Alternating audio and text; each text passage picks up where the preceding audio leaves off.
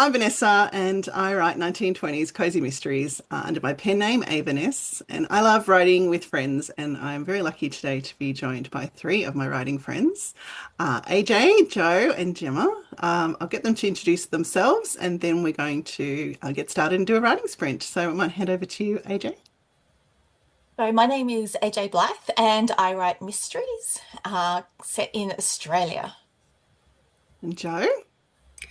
Um, Hi, my name is Jo McAlister, and I write contemporary dark romance with humour. Over to you, Gemma.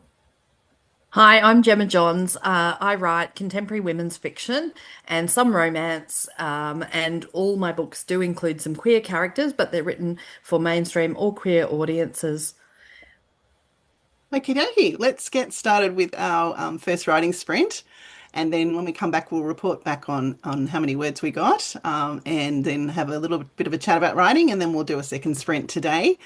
So let's get started. This is going to be a 15-minute sprint, starting from now.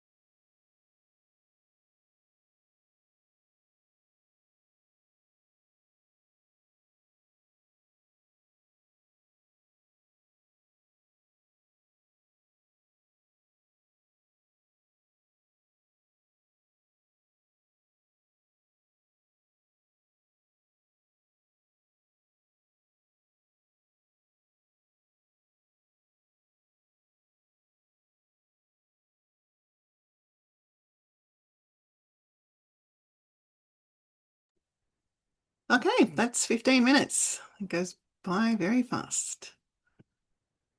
How did everyone go? Let's start with Gemma this time. Oh my gosh, it was crazy. It's school holidays here, so I wanted to come on today just to show people what that's like as well. For those that have been watching the video, you'd see me talking, you'd see me trying to tell my 7-year-old to go away, but I still got 358 words. So Excellent. yeah, I love it's it. a new novel that I'm just starting. So I wrote this. I always like to write the blurb first. So I wrote the blurb, and then I've started chapter 1. Well done. So, Awesome. but yeah, I would be much more productive without him. Without him next to me, I mean, I'm not, Well, I right don't know now. about that. I think sometimes maybe when you have to be focused, you can actually achieve more than when you've got, freer time. So, yeah. Yeah, that's true. And I bribed him with soft drink and a phone to use. Um, but even so, he was very excited to come and stand here and look at the camera now and again. Good job. Good job. Oh, All right, Joe, how about nice. you? Yes, I did 400 words, so happy with that. A little bit of progress. Excellent. Yeah, AJ? just adding to Oh, sorry. no, you're right. All good. Over to you, AJ. Okay, so I started by deleting about 120 words. Oh my goodness. Yeah, it just wasn't the right direction, and then restarting. So I probably came out with about 310 words ahead from if you take into account what I took out at the start. So, Yeah. but there's a few bits in there where I do have little notes going, research this and describe this. So yeah. Yeah, I can relate to that. Yeah, well, you've all outdone me because I think I only actually added about 50 words to my manuscript because I'm just going back I'm doing that thing, where I've got 11 chapters in and then realized I need to go back and retrofit things. So I was just having a scroll through the manuscript just to work out where I needed to do that, but I've made a start on it now. So looking forward to diving into that for the second sprint. But we'll just have a little bit of a break now before we crack on with the second sprint, just so we can catch our breath and reset. And I just thought it might just be nice if we had a chat maybe about the first story we ever wrote, if you remember the first story you wrote. And Joe, I'm sorry I cut you off before, so I'm going to go to you first so that you have a little bit more time to share anything else that you wanted to share, and also to tell us about the first story you ever wrote. Sure. The first story I ever wrote, I think I was year 11, so I was probably 14 or 15, and I was reading a lot of Mills and Boon and probably silhouette romance at the time. And Mills and Boon had a competition that you could enter, and so I thought I would have a go. And I wrote this story in longhand. It was about Kira and Steve. She was a hot dancer. Ooh. I think he was a businessman of some description, and there was no plot, but there was lots of sex, but it was very euphemistic. So that was the first story that I ever wrote. I found it some time ago. I've put it away now. I'd have to, it's in some box in the garage. But like when I was reading through it, I was just like, oh. But also I was like, oh, some of these turns of phrase are okay. Like, I don't mind that. But as for tension, stakes, Yeah. no. Now I'd have, someone that, I don't know, someone she owed money to, or something, like there'd be someone who was chasing her. But in those days, I just had no idea of how to put that into a story. Well, I reckon that's pretty good for a 16 or 17-year-old. Oh dear. Awesome. Thanks for sharing that. Gemma, do you remember? Yeah, the first novel I had published was called The Marriage Sabbatical, and it's one of my favorites still. But the first one I wrote, I remember I was in about grade 4, and we had to write a book, and the teacher was going, like, she we had to write the book, illustrate it, and then she bound them and everything with like so. And I've still got it in my bedside drawer. And it's a story of Cinderella, but it's a grotesque story of Cinderella. So it's like she ends up killing the prince and that kind of thing. So it's this, yeah, and it. I think the author blurb says something about how I want to be an author. Yeah, So, yeah, yeah. that's awesome. AJ? So I don't know. I've got two, and I don't remember now which one was the very first because they were both written in the same year, which was when I was in grade 7 at school. So that would have made me about 11, maybe Hmm. 12. Um, but they were both mysteries. So one was a terrible takeoff of a Trixie Belden, who was the Oh yeah, first. love Yeah, Trixie. Yes. yeah, yeah. So Oh, I know same who she is. same sort of thing, the kids and they, have a mystery and they solve it. And the other one that I wrote, which was sort of a kind of a mystery, I guess, but it was a businessman on the way to work and he had his briefcase and he got on the train and somebody else had the same briefcase, a woman. And so when he got off, he had the wrong one and he goes to the meeting and he reaches in to, get out a pen and pulls out a lipstick and goes, oh, because he's embarrassed, like chapstick. So puts it on and then, goes to pull out something else and he's pulling out all these like feminine things and he doesn't have a clue what's happened or why he's got this briefcase. And that particular story, because it was written as a requirement for school, got entered into the local show and got first prize. So, Ah, what Oh, fun. I love that. so yeah, so it was either that one or the Trixie Belden-esque story. I just don't remember exactly which one. Yeah. Yeah, yeah, I love that. I think yeah, I don't remember exactly, but I'm pretty sure that I remember writing when I was sort of, under 10. And so it was most likely the equivalent of fan fiction for either Famous Five or Mallory Towers, something Enid Blyton. But I also love Trixie Belden. She was my favorite. I was never a Nancy Drew girl. I always loved Trixie. But the first actual novel I wrote was when I was in my late 30s, I think. I had discovered the Harry Potter books and devoured all four of them in like 4 days and got to the end and thought, and oh, when does the next one come out? And went and looked it up, and I think it wasn't coming out for 6 months, which, I was like, what, 6 months? That's so long. Don't mind all the people that had already been waiting 18 months for book five. So I thought, well, I can't just like do nothing now. I just felt this surge of creativity, so I decided I was going to write my own young adult fantasy. So I did, and a bit like what Joe said, it was pretty terrible. I still do have it somewhere up in my wardrobe. I wrote it when I was pregnant with my youngest, my son, and yeah, maybe I'll go back to it one day. It was still a good idea. But yes, it had no structure, it had no character work. It was all just a pure imagination, but it was great fun to write it. Yeah. Cool. Yeah, awesome. Oh, that was really good just to hear all your different stories and inspiration and where things all started. Alrighty, are we ready to do our second sprint? Absolutely. Yep. Okie dokes, let's do that. 15 minutes on the clock.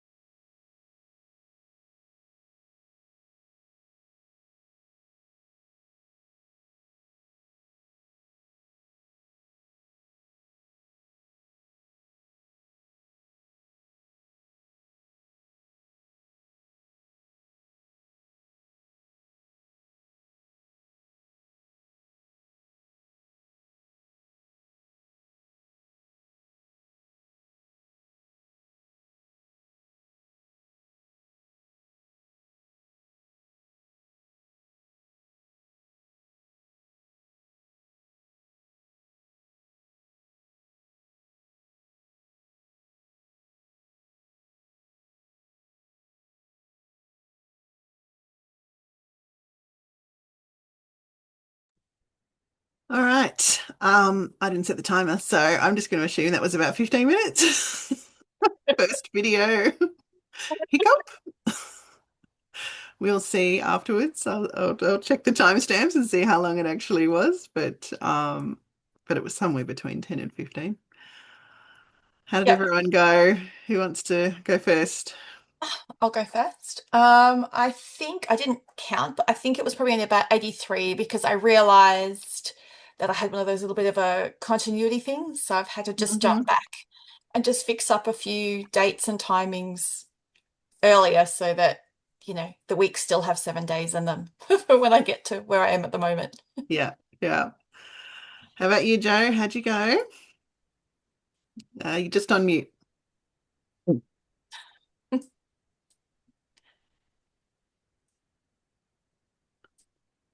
There she is. Sorry about that. I just didn't want everybody to hear me clacking and talking to myself. Yes, just about 300 this time round. So, yeah, just a bit more intense. That scene's a bit of a sex scene. So my brain was going everywhere, but like they are notoriously hard for me to write, and I always have to come back and fill stuff in. And anyway, so yeah, But you got the main gist of the scene that's sketched right. out, so that's good. Yes. Yeah, yeah. Awesome. All right, Gemma. Um, yeah, 627 words. My child's now in the yard playing soccer by himself, which is wonderful, and blowing the whistle. And so I got 627 words, so I'm nearly at 1,000. So 80 more days like this, and I'd have a draft. Yeah, fantastic. That's awesome. No, you're not blowing it, no. Well, once again, I did not write very many words because I discovered a massive plot hole. So, No. I was just reading through and thinking about how I'm going to fix that. And sort of maybe this leads into the next question because I just wonder, like this problem that I have is because I unexpectedly had two children appear in book one that I had not planned for. Like, book one in my Lady Marigold series takes place on a train in 1920s Europe, and there's sort of a layover, a stop, and one during this stop she meets these two children, and all of a sudden they just became characters. And then at the end of the book, they came to stay with her, and so I just did not have them at all in the plan for the next three books, and now they're sort of a central part of the storyline, and they are the storyline in book three. So I'm just having to try and retrofit the story around these two children Hey, Ava, you appeared out might of be a nowhere. So I you just might wondered. be a you might be a pantser, Ava. I definitely am a plotter for the plot and a pantser for the characters. And Yeah, sometimes yeah. I even find new characters that just pop up from nowhere. So yeah, I just wondered, does anyone else experience that? That's a bit Cool. like me. My plot is set, but the characters and how they are, I don't know anything about them, like their personalities and stuff, which is why I think I always start in the wrong spot because, I'll write it and then, they kind of evolve. And then I realize, well, actually, now I'm not starting in the right spot and I have to go back and fix the beginning. Yeah, Yeah. yeah. Yeah. I'm the opposite because I am a pantser, but all I know is who my characters are when I start. The main characters. I mean, the others come and go, and when they come for a reason, and they enter. Always some reason. Even if at the time I'm thinking, why are they there? They're there for a reason. That's why I'm thinking, Ava, your two children. There has to be a reason that they're there. Yeah, And yeah. even when I've tried to plot, yeah, new little characters appear, not always children, but new characters will appear. And certainly in a mystery, I think children are interesting. Yeah, Very yeah. interesting. They bring something. So I think other they had a dual purpose in that first book in that they softened her character, but also they were very good as eyes and ears because they could are they, hear and see are they things. even are they even real? Are they even real? Like are they figments of her imagination? No, no, no. They're actually Definitely they not. actually are, and then they've come to live with her And then in book three, she's trying to find their relatives, and Mm. the relatives come to stay, and then things happen. So Mm. she's trying to work out whether or not these relatives are legit or not. So so they do play a key role, but yeah, I just need to go back and make sure that the continuity is correct, and I'll get there. But that might be my weekend ahead, I think, is just trying to make sure that that all makes sense. A bit like the Franny Fisher books because she ends up with some younger people Yes, she does. Yes, Mm, yeah, yes. mm. for the same reason because they can be eyes and ears in places that she just can't get to. Yeah, yeah. It's interesting though, because I don't know what I'm going to do with them going forward. Like, it's going to be a bit Boarding difficult to school, have. 1920s boarding school. Well, I think I'll have to because, I can't have Marigold like stuck at the manor because she's got these two children. Or a Uh, nanny, you know. Yeah, yeah. Mm. So I have been Yeah. thinking about how, and it has actually sort of delayed me writing this book because I don't really have a clear path because I sort of always imagined writing these books in groups of three. So this does round out the first arc, but I haven't really thought about what the second arc's going to be. So Have you ever And read the that Daisy Dalrymple books? yes, yes, Because yes, I mean, she ends up having babies, and that was one of the issues that that author spoke about was yeah. okay, she can't keep investigating if she's got a baby. So Yeah, yeah. Well, it's pretty common actually in 1920s mysteries for that to happen, for them to be the progression of the love interest getting engaged, getting married, and having children. The Ginger Gold series, that's what happens. yeah, And they usually there's get a a big nanny. yeah. yeah, I think a nanny could bring in something interesting too, Yeah, surely. yeah, Yes. yeah. So I've got some ideas about how to keep them without pushing them to one side, but also to not restrain the character moving forward. But let's just get this book done first, right? Excellent. All right. Well, thank you very much for sprinting with me today. I hope that it gives you a good boost for the weekend. What are your plans writing wise for the weekend? For me, it's to I have got the first three chapters, four chapters, I don't know how many, with edits that I need to go back and do. So I want to get those all typed in, and there's a bit of rewriting in there. So that's my goal for the weekend. Mm. For me, now that I've started this novel, I'm hyped to continue. Yeah. Wasn't planning on writing over the weekend because I do have my children this weekend and I only have them every second weekend. But yeah, now I'm hyped. Excellent. That's great. Yes, I'm planning to move ahead with. So I've got a little bit of editing to do on chapter 4, but then on to chapter 5. So I want to, yeah, really get going on that. Awesome. Yes, I ought to will be continuing on my revision and plot hole filling over the weekend.